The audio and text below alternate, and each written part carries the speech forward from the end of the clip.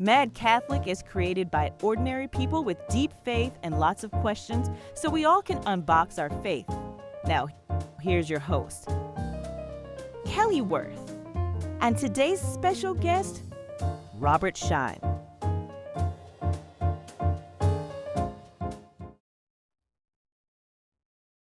Nearly 30 years ago, my close friend came out to me as gay. Our conversation began when she raised the issue of gay marriage.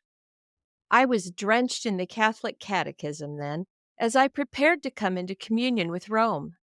I confidently claimed gay marriage couldn't be real marriage because of Catholic teaching, which defined that sacrament as only real between a man and a woman. Then my friend told me she was gay, in love with a woman, and considering marriage. I'm sorrowful now to admit that I stuck to my theological guns. We didn't raise our voices, and at the time I didn't think I was being cruel. I loved my friend and I told her so, but I let her and myself down that day by holding that line. I believed that, above all, I had to agree with the church I loved and ached to be part of. As I see it now, I chose to be what I thought was right over being present as Christ, fully loving and accepting her genuine identity and needs. By rejecting her participation in sacraments, I see now that I rejected her full humanity and participation in the body of Christ. That discussion chilled our friendship almost into non existence. But at that time, I believed I couldn't question Rome's declarations on gender, sexuality, and marriage. As she understandably drifted away from my untrustworthiness, I never felt right about that conversation. Through the years, as more people I loved came out to me as gay, I struggled with my precious theology. I embraced those people while feeling increasingly at odds with my church. How could it be right to judge or exclude these loving, beautiful people? Then I studied biology, psychology, and medicine and learned that physical and psychological gender are not dualistic and are far more complex than Catholic teaching admits. Then, when I heard several priests and deacons declare from the pulpit that being homosexual is disordered and homosexual life must be renounced to avoid the pains of hell, I imagined my young gay family members hearing that condemnation. I learned the statistics for suicide among LGBTQ people, especially the young. I realized that I had been very wrong. I was angry with myself and the church for the harm being done. I knew I had to change. I believed the church did too. I started with my long lost friend. To her credit, after 20 years, she received my apology and offered forgiveness. I set out to learn all I could to support my friends and family members. I still won't claim for myself the honorary title of ally, but I am learning each day to be Christ to all persons. I am now part of a Catholic jurisdiction and practice that receives and blesses with all sacraments, even holy orders, all persons in their genuine gender identities. Among them, I am at home in a diverse world in the kingdom Christ intends, where all share equal dignity. Today on Mad Catholic, I'm honored to welcome someone who is devoting his life to seeking positive change for LGBTQ plus persons in the Roman Catholic Church. I became familiar with his organization, New Ways Ministry, a few years ago, and since then, I've learned from their website, which supports my commitment to change. I hope you'll check it out too.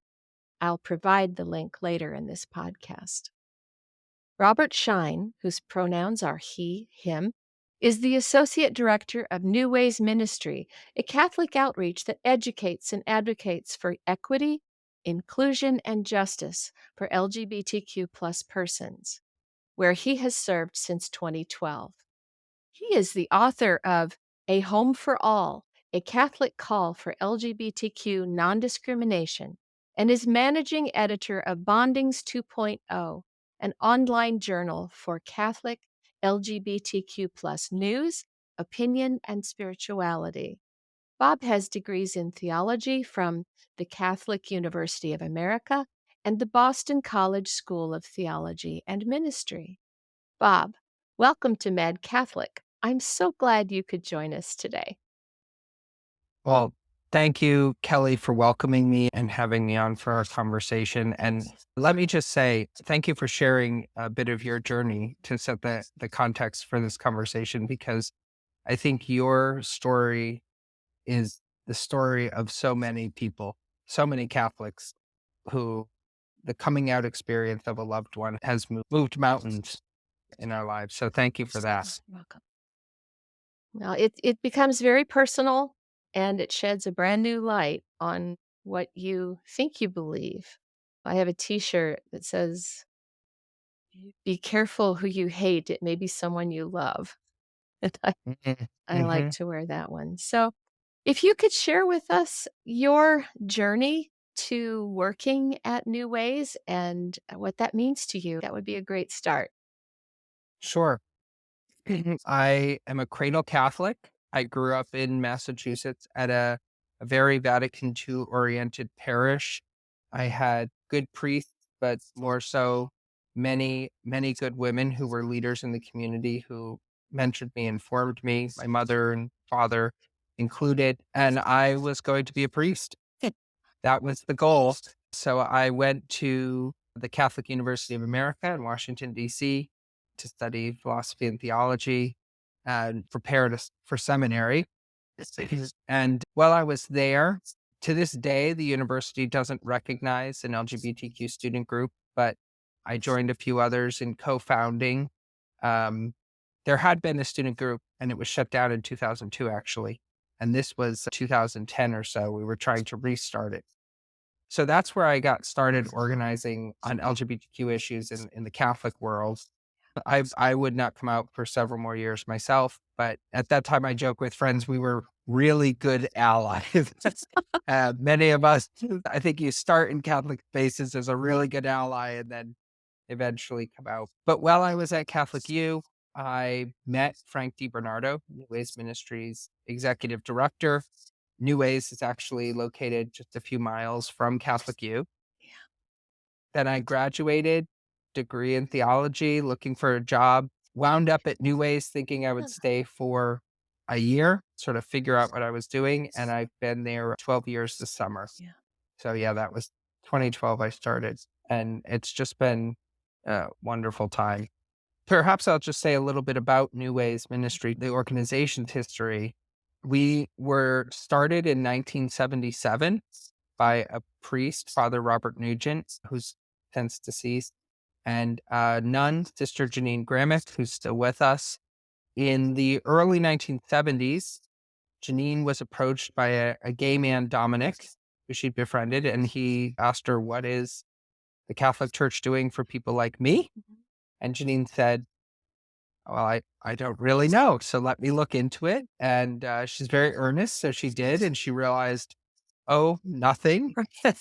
So we should start doing something about this, like women religious do. She connected with the Dignity chapters and with Father Nugent, and they started doing workshops to educate Catholics about homosexuality and began New Ways Ministry officially in 1977. A lot of what we do is in that similar lineage of educating and advocating, dialogue with church leaders, helping parishes build out their ministries.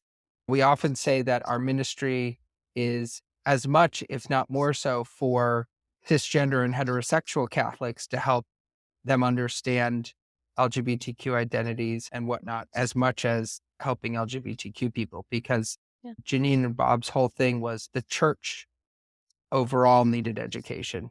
So that's a little bit about what we're doing. Maybe later I'll dive into more specific, but that's how I got here and what we've been doing.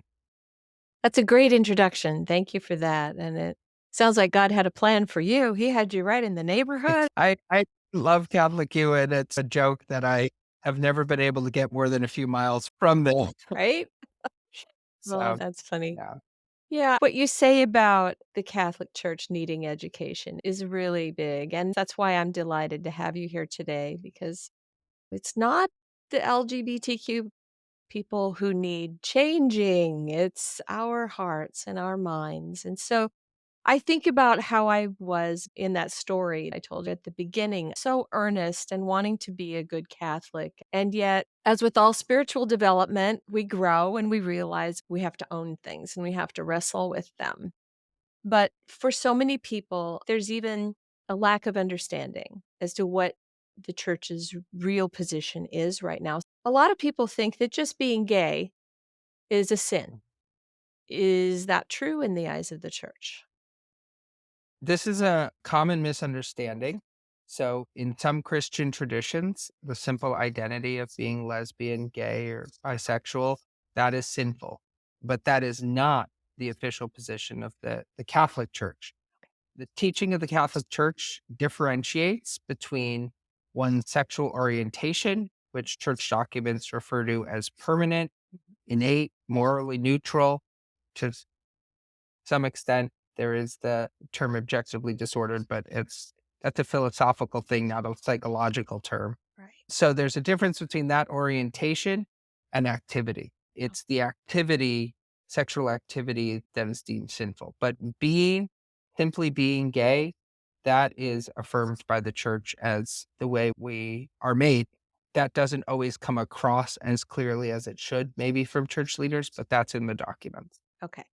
Sometimes you hear different implications from the pulpit, depending on the particular priest and setting. That's also what I ran into repeatedly, probably a skewing of what is the actual church teaching. So that's good to clear that up. In light of that, though, for LGBTQ persons living life, the church evidently expects celibacy. Is that the implication? Yes, Okay. at least if someone wants to enter into a same gender romantic relationship, Yeah. that would be considered negatively, and yeah, it Yeah. would be mandatory celibacy. Okay. All right. Just getting the position straight here. We're not going to talk about feasibility.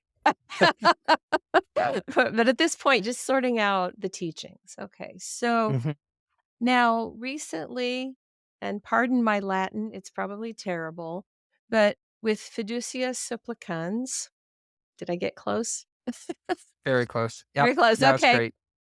There was a moment of hope that there was going to be some blessing on not just LGBTQ relationships, but on other relationships that are considered irregular. How did how did that play out? Is the church blessing gay couples per se? This has been interesting. We're going on almost 6 months Yeah. of the back and forth about fiducia supplicans. So what has emerged is the Pope has clarified that it is, in his view, a blessing of the two individuals that are in what the church calls an irregular relationship, which is same gender couples, but also those who have divorced and remarried or who are cohabiting outside of marriage, these kind of couples. Unfortunately, I think the blessings document, everyone kind of forgot about what straight people are doing, and they focused only on what queer relationships are. Yeah. But that's been the clarified understanding that it Okay. is individuals, not the union. However, some theologians have pointed out that the document itself refers to the union Oh, as an object of blessing. When the Pope and other officials try to clarify, they might be trying to tamp down some of the backlash, but actually the document is at least ambiguous, whether it's individuals or unions. But overall, the thing about fiducia supplicans is it is saying that someone who is in a relationship that is deemed negatively by the church is still worthy of God's blessing and made in God's image, and affirms that that person, simply because of their relational status, is not outside the church. And that, I think, is progress. So, that's really important. One thing that occurred to me as I was reading these different things is we need to remember there are different voices at play here. We get Pope Francis's voice, but then we get the dicastery for the doctrine of the faith, which used to be the CDF. We're getting Mhm. different voices, not necessarily disagreeing with each other, but there are different resonances coming off of their statements. Yes, this is a slight digression from LGBTQ issues, but if you take it back to Vatican II, it affirmed that there are a hierarchy of truth, that different things have different levels of authority. Mhm. And when we're talking about LGBTQ issues, we are not talking about creedal statements or dogma, Right. talking about doctrine. Yep. And so we take it down a level there, and then we take it down a level further when we're talking about a lot of this stuff, because simply because the Pope says something, or simply because of Vatican dicastery issues and advisory, does not make it necessarily authoritative teaching. Right. Could be just an opinion. And it also has a different level of what authority that Mhm. has. So I think if you're a Catholic who's expecting everything to be black and white, here's the definitions, here's what the rules are. Francis has clearly upset that way of thinking, but I actually think it's returning to an earlier tradition where church leaders debated things. The Council of Trent, the bishops would meet and they'd bring in theologians, and the theologians would debate two sides of an issue. Mhm. And so I actually see the sort of diverging opinions or different nuances as a positive sign that some things are definitive, but many things are evolving questions. And Francis is comfortable with that. I think he's inviting all of us to be. There is a sort of beautiful muddying of the waters by Francis. He's a little hard to get a beat on because you think he's here and then he's over here. But you're right. I think he is awakening us to that reality that not every statement coming out of Rome has equal weight, authority, or, like you said, they're not all dogmatic. But that's a Mhm. distinction many Catholics don't make. The fact that he's all over the place sometimes, or appears to be, Yeah. is a good way of bringing that to light, that this is a discussion. This is a living question. His support for civil unions, he's supportive of legal protections. Yeah. And obviously, that's a huge shift Yeah. from his predecessors. At one point, the Vatican issued an advisory to bishops not to support civil union legislation. And now the Pope, right, 20-ish years later, comes out and says, no, no, no, we support that. They're still opposed to marriage equality, Yeah. but that's big change for the Pope to now say civil unions are okay. It really is. And it has broad political implications in the church of which I'm a part now. We have LGBTQ ministry. It actually sprung up locally. It's not something we went in and imposed in Kenya. And in Kenya, it is officially illegal to be gay. It is one of Mhm. those places where you take your life in your hands by coming out with your true identity. It's easy for American Catholics to forget that there's a worldwide backdrop to this discussion too. Is there any way of knowing how many of the bishops worldwide are open to change in this regard? Or is everybody keeping it pretty close under their cassocks? I think it depends on where you are, how your bishops are responding. And it's very tough to generalize. In Germany, Yeah. they had this multi-year process, the synodal way, to consider church reforms. And they came out with some very progressive positions, including resolutions asking for the church to revise its teaching on sexual ethics, for the ordination of people of all genders, for the inclusion of trans people. It's very radical stuff. Yeah. They included LGBTQ people in the assembly, and the bishops there have, in large part, though not universally, been very forward looking. Before Fiducia Supplicans, years before, German priests, with the support of bishops, were blessing queer couples. They held actually defiant protests Yeah. after the 2021 Vatican Declaration that initially banned the Mhm. such blessings. So you've got that on one end. And then you've got countries where being LGBTQ is criminalized, and the bishops have supported that. Uganda has been an egregious case where the bishops have gone back and forth on whether they support the death penalty for Mhm. people convicted of homosexuality, whatever that means. Okay. So that's your spectrum. Yeah. Clearly, most bishops are somewhere in between and more towards the pastoral side that Pope Francis is inviting Mm. us to. And I just would say one distinction. Often there's, I think, a misconception that Western countries are far more advanced in Right. terms of what their bishops are doing, Mhm. and the global South is not. And the US episcopate is highly conservative. Mm. In Mexico, the bishops have supported a national network of LGBTQ ministries. Oh. And so in Latin America and in Asia, as well as Europe, there's a tremendous explosion of LGBTQ ministries. So Mhm. Hmm. there are some regional distinctions, but it's important to remember there are bishops on all ranges of the spectrum everywhere. Mhm. Yeah, No. It's good to consider that because it's certainly not predictable from that, but it definitely affects the experience locally for LGBTQ people. And I'm yeah, glad to hear that there are countries advancing those ministries. Before we started recording, you mentioned two approaches that Catholics can take towards this issue in the church, and I would love it if you would say more about that. sure. The contention that New Ways Ministry has made for a long time on LGBTQ issues is there is a tension between two approaches that Catholics take. Some Catholics believe that when you approach questions of gender and sexuality, it is the ethics of sexual relationships or identity, anthropology. That's the first thing you should focus on. So Mhm. when you talk about LGBTQ issues, that's where you get a more negative, condemnatory attitude, or the first thing we need to say to gay people is chastity. That's one approach. Mhm. The other approach is to say social justice is the primary lens. So we should focus on making sure that people's human rights are protected, that they have their basic needs met, housing, a job that's free from discrimination, that they're given, and this is church teaching, adequate, competent pastoral care, regardless of one's sexual orientation or gender identity.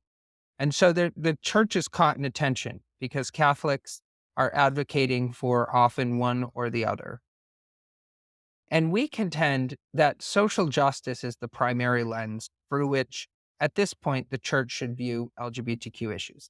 It doesn't mean that the ethics of human sexual relationships, for instance, are unimportant. But the first thing we need to focus on is people's well being and security and stability. And there are a number of reasons for this. What I will say is we released a statement known as A Home for All, a Catholic call for LGBTQ non-discrimination in 2021, and 750 theologians and church leaders endorsed it. The arguments are Yeah. given in more depth there. That's available on our website, and there's an accompanying booklet that goes into the argument. But quickly, the argument one is that we have a scriptural emphasis always that God is about the poor, Mhm. about the marginalized, and about right relationship. That is the focus of God and of Jesus in the Gospels, not our sexuality. We also have the idea in Catholic ethics that civil law and moral law are not the same. So Right. our civil laws do not have to align with our moral laws. Non-discrimination for LGBTQ people is a very Catholic position, even if there's disagreement over how someone is living their private life. There are other arguments. I would recommend if folks really want to dig into social justice, they check out our website. This is, in my opinion, at least, the approach Pope Francis has taken Mhm. on civil union and on criminalization laws, which we've talked about. Both times, Francis chose the dignity and life of the person as the priority for how to view the issue. So in criminalization, we may disagree with what someone does in their sexual relationships, but there's no reason that anyone should be in prison simply because we disagree with that. And for civil unions, Catholic Church may have an understanding of marriage, but we acknowledge that there are people who live in other types of couples and families, And Francis has emphasized that they deserve security and stability, and particularly for children Mhm. who are in those families. So that's the basic gist of it, that when we're talking about an LGBTQ issue, we start with all that Catholic social teaching does to inform us of how to deal with ethical issues in the world, and we apply it to LGBTQ issues, and that'll give us an initial answer.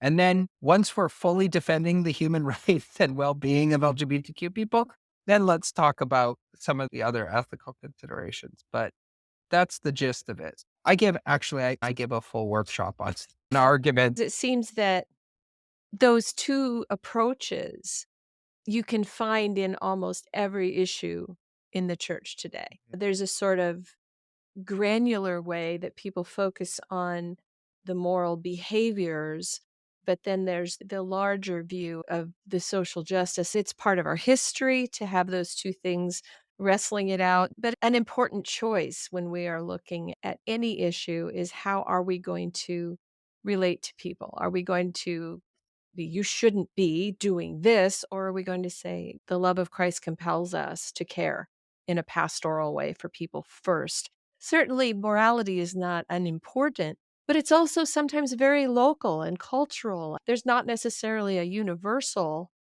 element to that, but the other, certainly, there is. So, Sister Yeah. Janine Gramick, I recently read something where she wrote to Pope Francis about gender theory, that we find it even difficult to know what we're talking about sometimes with all of this. And maybe that's another reason to go for the social justice first instead of parsing out these little sin terms. Would you say a little bit about what she has done in your organization and in particular this latest exchange she had with Pope Francis? I thought it was fascinating. Yeah. So Sister Janine is an icon.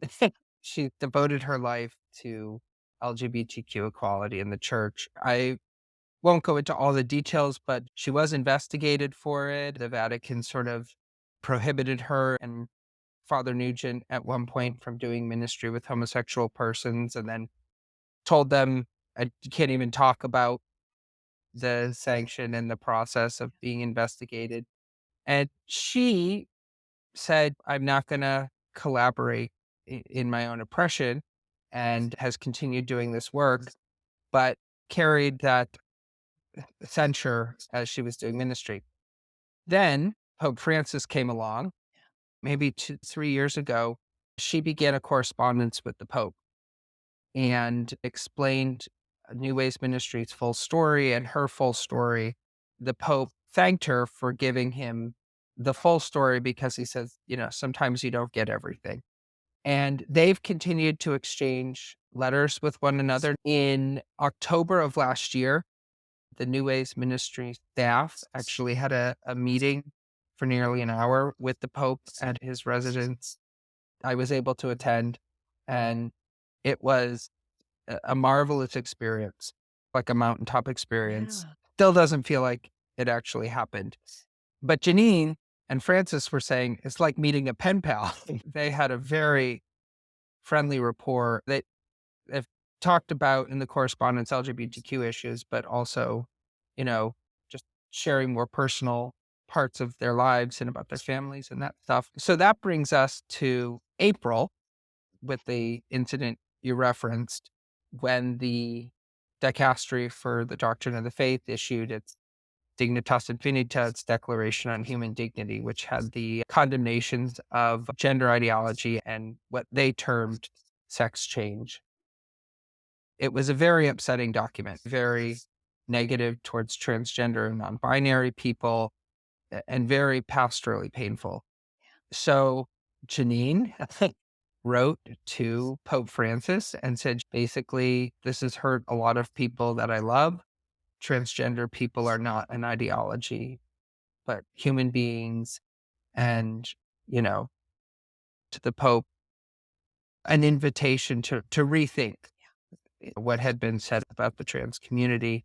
He wrote back and said a whole bunch of things, but one of the key takeaways was that trans people should be accepted and welcomed and protected in society. He has, I think, strange differentiation between gender ideology and actual concrete people, trans people, and others he has encounters with. He regularly has a group of trans women, many of whom are migrants, come to his weekly audience and say hello. So you get these horrible words and then you get these very positive actions. And that was his response to Sister Janine. Again, so much of it goes back to language. And I do remember Sister Janine's comment from what she wrote that we're not talking about the same things necessarily when we Mhm, use that term. So let's just not use the term. And I thought that's very positive, really. If we can't agree on what something means, let's find new ways to talk about mhm. it. Thank you for for sharing about her. I would love to meet her someday. Oh, yeah. She sounds She's amazing. she's she really is. She was, as you said, one of the 2 people who started your organization, correct? Correct.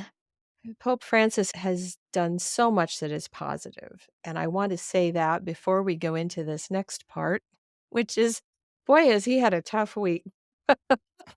I think Yes. my immediate reaction was shock and, "Oh, no, he didn't say that," and then, well, maybe the newspapers distorted it, and maybe it was just gossip, and the truth is we don't have transcripts of what was exactly said. So, Mhm, given that, what do we do with this incident and the apology that followed? mhm, mhm. Yeah, I when I saw the first reports in the Italian press on Monday, trying to enjoy the holiday, this break, um, Yes. it was very disturbing that the Pope would use such a derogatory word about gay men, gay priests in particular.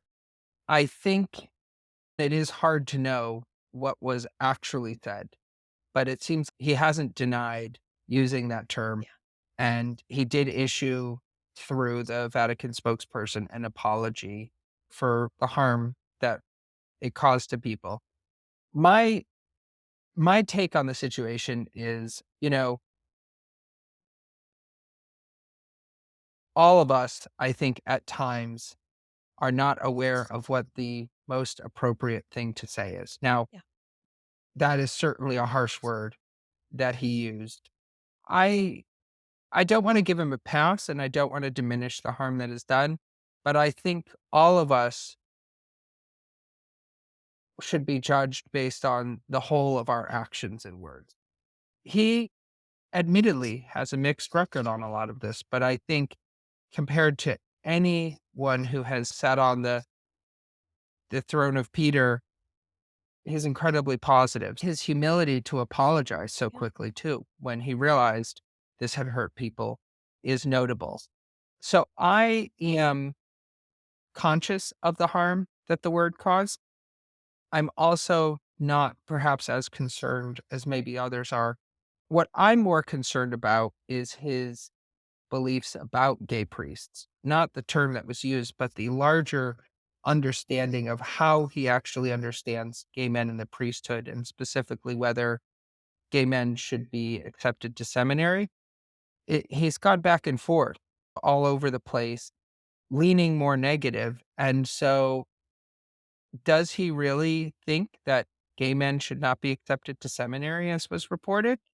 Everyone knows Who Am I to Judge from 2013 Right? at World Youth Day. It was not just about gay people. It was specifically a question about gay priests. Mm. And he said, Who am I to judge about a gay priest?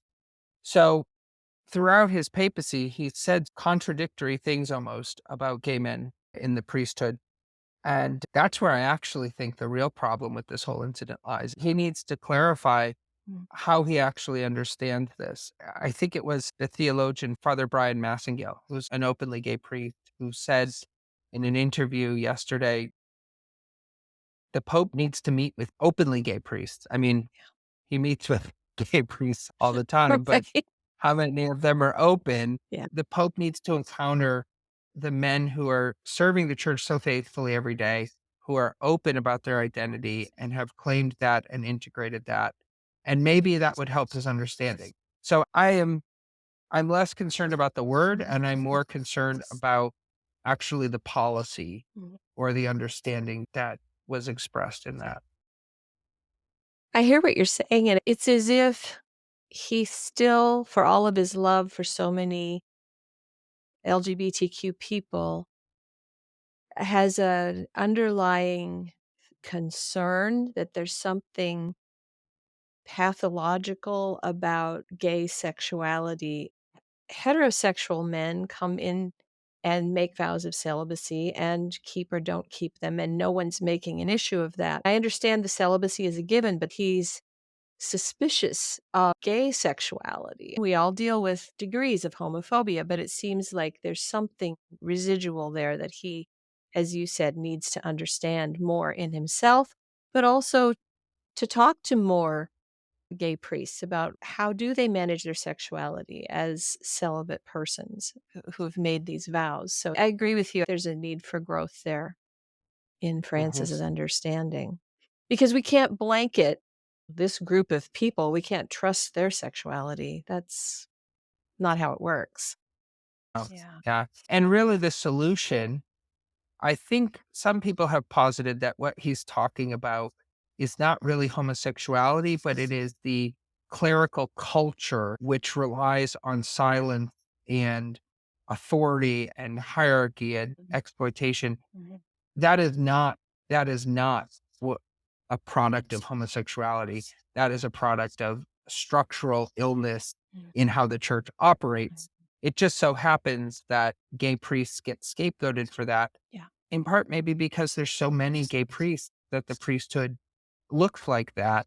So I think his concern is actually about something different. Mhm. He just hasn't been able to define either in his own head or how he articulates it. That's what he's really worried about, which is a real problem with clericalism in the church. But it's not homosexuality No. that's the problem, No. it's the clericalism. And actually, the solution is to be open and honest about our sexual identities Mhm. and work to integrate those and care for those in our ministry. The church still operates under the shadow of the sex abuse crisis, and homosexuals were scapegoated for that. So that's also a Mhm. deeply ingrained pattern in the patriarchy that these things wouldn't happen if we didn't have the gays there.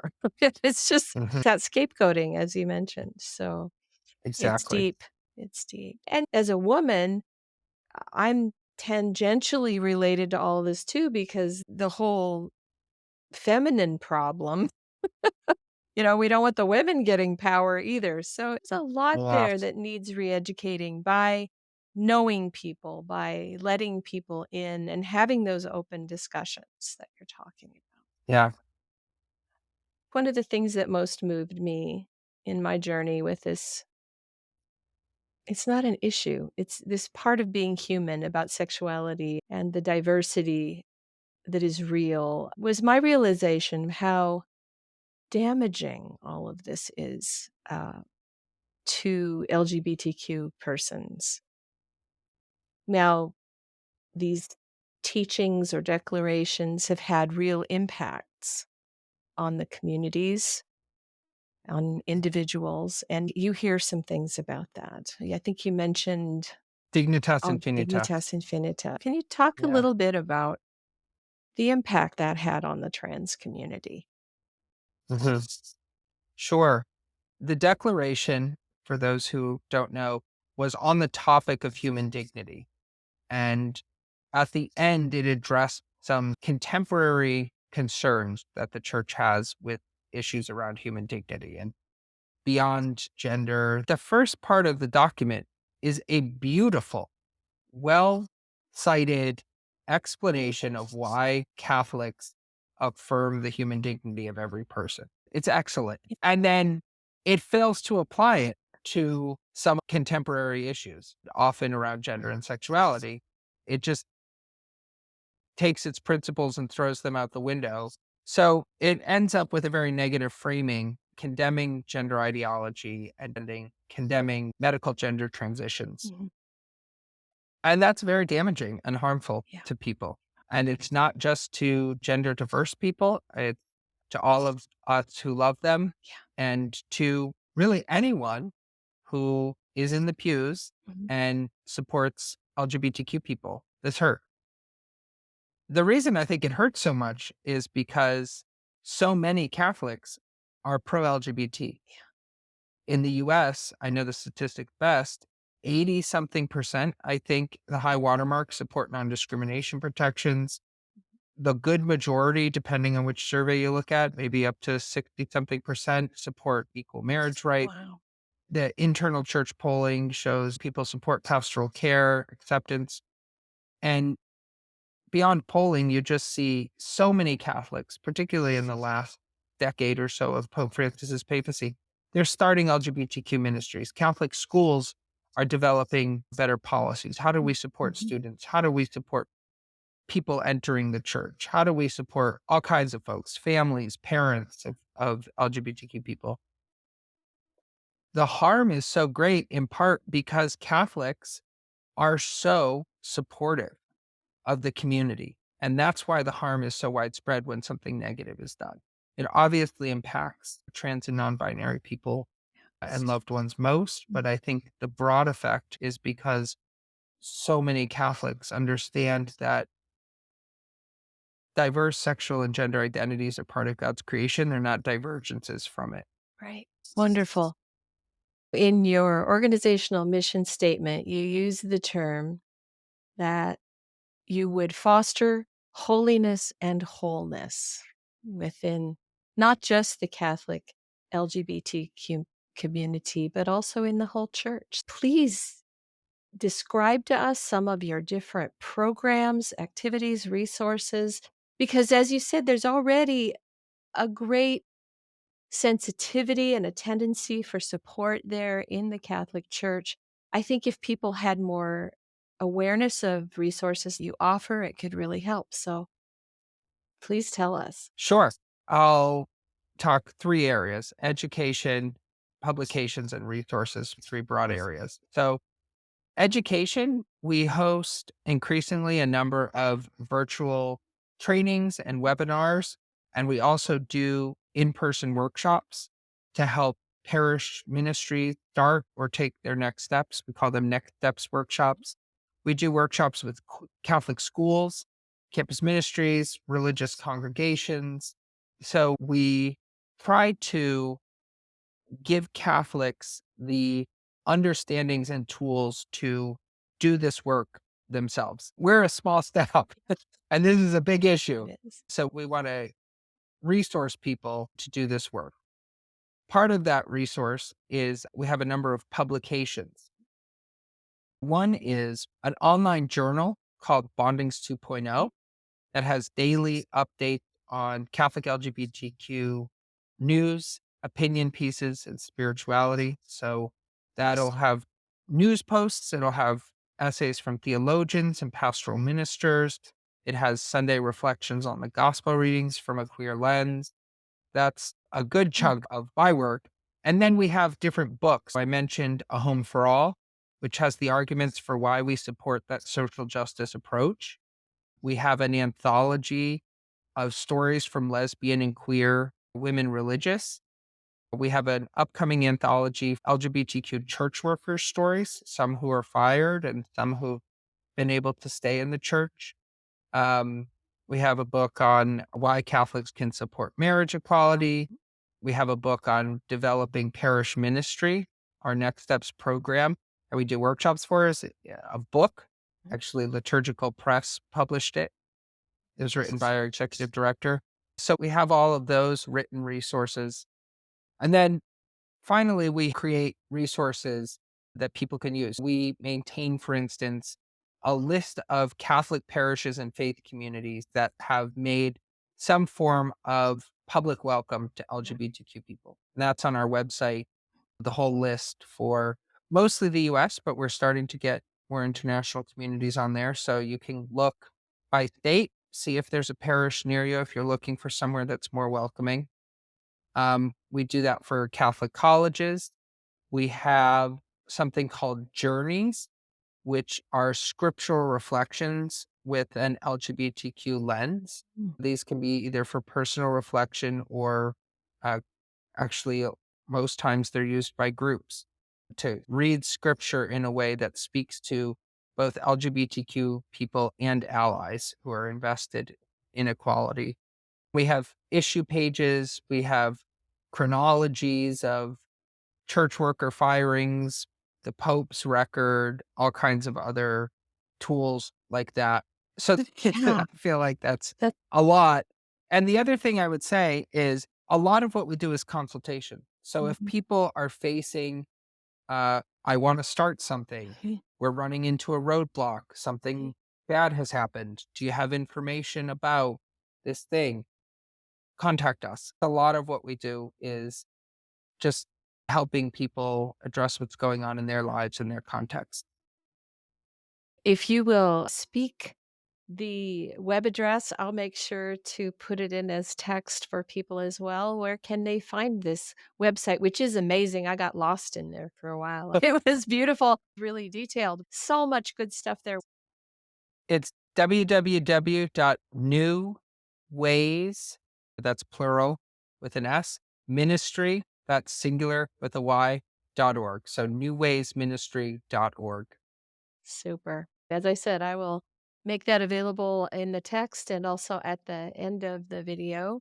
I admire so much what you're doing, and I was so impressed that this has been going since 1977. This is not just a trend. This is a committed ministry with roots. I'm delighted you could be here to tell us about it. I'd like to give you an opportunity to wrap us up and sign us off here with your last comments, please. Sure. I just want to thank you, Kelly, for having me on and for your commitment to both personal change and conversion that we're all doing and for bringing this to a larger community. I'm grateful to your listeners for listening to me. I guess my takeaway is always Catholic LGBTQ issues go up and down. There are some very positive moments, and there are moments like this week with the Pope's remarks that are very difficult. Um, when I started doing LGBTQ ministry, I was 22. I was fresh out of college. I was a firebrand. I, I wanted to be angry at bishops. And a few months into this work, I thought, oh man, this is exhausting. How does one keep going? And at the time, that was before Francis, that was Pope Benedict. And we were in that totally different Mhm. era. I was only there for a while, but it was very difficult. And someone said to me, well, you came for the cause, but you'll stay for the people. Ah, And that to me is the genius of LGBTQ ministry. mm, There are many causes, good causes, but I think the secret to the LGBTQ movement has been what you talked about at the outset, personal relationships, mhm. that people we love come out to us, or we make friends with people who are out, or we ourselves on our own journeys discover who God created us to be. And finding community and beginning to do the work in community is the essential part of LGBTQ ministry. A lot of people, I think, show up because they want equality or inclusion in an abstract sense. But when it comes down to it, I think we stay because of the relationships we formed and the bonds and the right relationship and the love that's there. And so that's at least been my secret to being able to stay into it. And I think if you were to ask Sister Janine, who's been doing this for more than 50 years, her ministry started with a personal relationship with Dominic. I think the relationships are what would sustain her. Probably the rest of the staff would say the same thing. So if you're thinking about getting involved in LGBTQ ministry, find your community, find your good people you can rely on, and then all of the good and bad that's happening at the Vatican or higher Mhm. levels, it's important to pay attention to and engage with, but really finding whether it's a faith sharing group or parish ministry or something like that. That's really the core of what we're doing. Because that's how change happens in the church. It starts from the bottom and the change happens, and then later the top recognizes, oh, the change happened. It always comes a little bit later It does. or centuries later, depending. Oh, So yes. I that's my appeal. You've been a real blessing to me today, and I know that when people watch this, their hearts will be filled because What I feel you talking about is restoring the body of Christ, making sure that all of us parts have equal dignity and joy. Thank you so much, Bob. It's been a delight. I want to thank everyone here for joining us today at Mad Catholic. Thank you. Great. Thanks so much, Okay. Kelly. Bye-bye. Bye.